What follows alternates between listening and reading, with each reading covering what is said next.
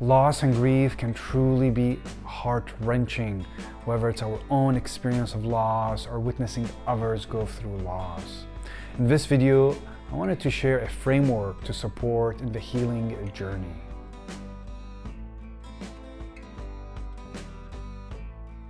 I want to just begin by thanking you for even watching this video, because the subject of loss and grief is a difficult one, but it's so important that we open the conversation.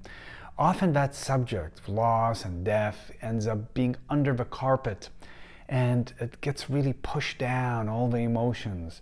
And it's so important. It's part of living, part of being human. As long as we live, we're going to be experiencing loss, and sometimes tragic loss, unexpected loss, or expected loss. And there's no right way to experience loss. So I just want to thank you for even being willing to engage in this, and may this support you in having conversations with others, with family and friends or coworkers or colleagues about this human experience, this painful human experience of loss. Which, one way to think of it is, we love, and part of love and loving is going to be grieving. If we're going to love someone, whether it's a person or a pet, losing them is going to include grief and loss. There are many models that have usefulness, but also have limitations, and all these models just can help us make sense of grieving and losing someone.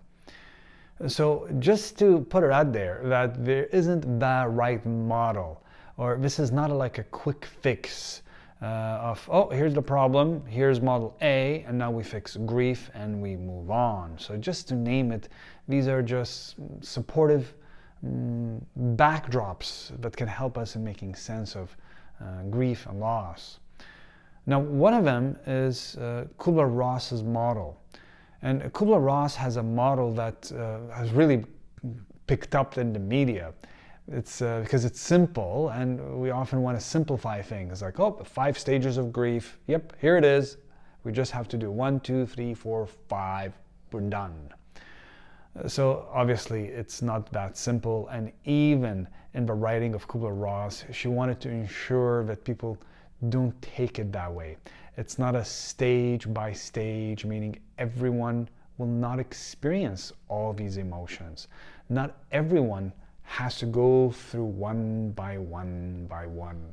So just to put it out there, it's a big disclaimer because it's still so misunderstood. Let's look at these 5 stages before I explore this new framework that can really support us. So what is this older model that actually is still helpful, but what are the 5 things? Number 1 is denial, which is so understandable. There's a sense of shock, disbelief. What just happened?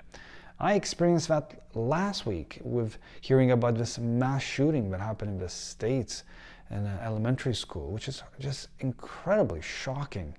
So it impacts us. It's like, what is this? So this is the first stage of this denial. The next one is anger. And again, remember, I'm saying next one, it doesn't mean we're experiencing one after the other, but these are various stages. And anger is so understandable. Anger at what happened, anger at the causes. It could be even anger at the person that's no longer here. It's like, oh, I need you to be here. So all the different ways we experience anger. The next one after anger is bargaining. This has a lot of the what if, oh, what if this had happened, and oh, what if I could have done this, would have this helped? There's a bargaining stage. The next one is depression, and this one is familiar for most of us. It's this deep sadness from losing someone, or even witnessing someone going through a loss with depression.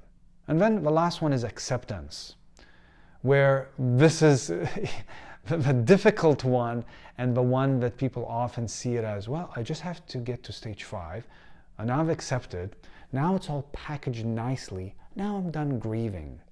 So obviously, this is not how grief works. It will be an ebb and flow process between all the emotions, including not experiencing some of those. So what is another way of looking at grieving a loss that might be supportive? If you're finding this useful so far, feel free to like, share, and subscribe if you haven't done so already, and you can take a look after on the links below for other videos. There's another framework that actually developed at a Kübler-Ross workshop, as it was attended by a grief counselor, Lois Tonkin, and she was having a conversation with a woman who lost her child. And what this woman did is she drew a circle and she shaded it to describe how grief took over all aspects and all corners of her life, where she could see nothing but grief.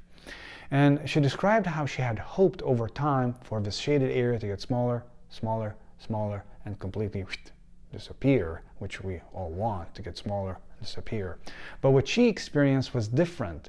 And she said that actually what happened over time is the grief didn't get a lot smaller, but what happened is her circle got bigger. And really what that meant for her is she experienced new memories, there's new things that gave her meaning, and new experiences that she found enrich her life. And really this growing around the grief instead of just getting rid of it. So there was a change in this relationship of grief as life continued.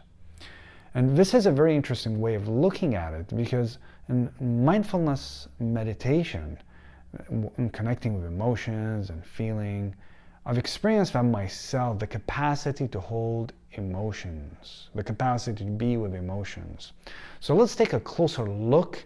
I have a little demo for you. I hope you're going to enjoy this demo.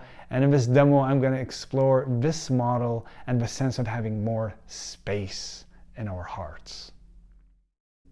Let's look at a misconception about grief, and if the container represents our life and these rocks represent grief. The misconception is we often think, well, when grief happens at the beginning of time, here we go, we just day one of the loss, it is really the heaviest and the most challenging. And then over time, less rocks. And then over time again, less rocks. And it's almost done, look at that. And then nothing. It's just a straight line over time.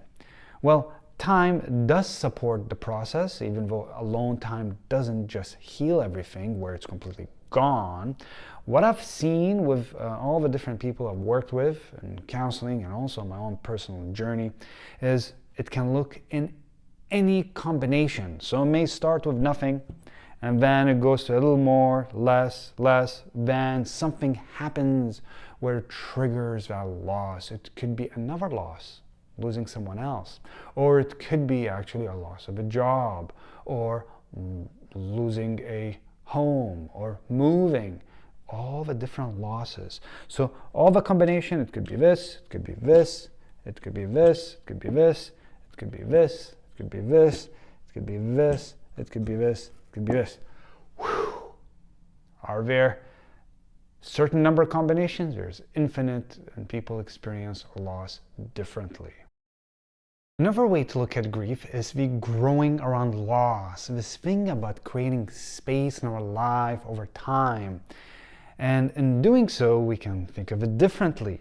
So the grief, even if it stays the same, so here's grief, the same amount, well, our container to hold it gets bigger. So while, even if we combine this, and we have this, same amount of grief, and we have this, and I have a prepared one of the same amount before, well, what happens over time is a reduction in the suffering around it, because the space that's holding it is bigger, and there's other things we can experience. Now there's space, we can have other experience in life that nourish us. But what can really support you in this journey? And it's important, if you're experiencing a loss and you need to be speaking with someone, to connect with a counselor or a psychologist, a therapist, and supporting you, maybe talking to your GP. There's other ways to cope with grief, but it's really important not to stuff emotions down, to speak about it. Journaling about it's helpful, or even drawing artwork. A lot of people experience benefit from doing some artwork around channeling the grief. I hope you found this useful and may it support you in your healing journey. If so, feel free to like, share, and subscribe. I'd love to hear any comments you have in the comments section. Thank you for watching. May your moments be filled with ease, and may you be present with as many of them.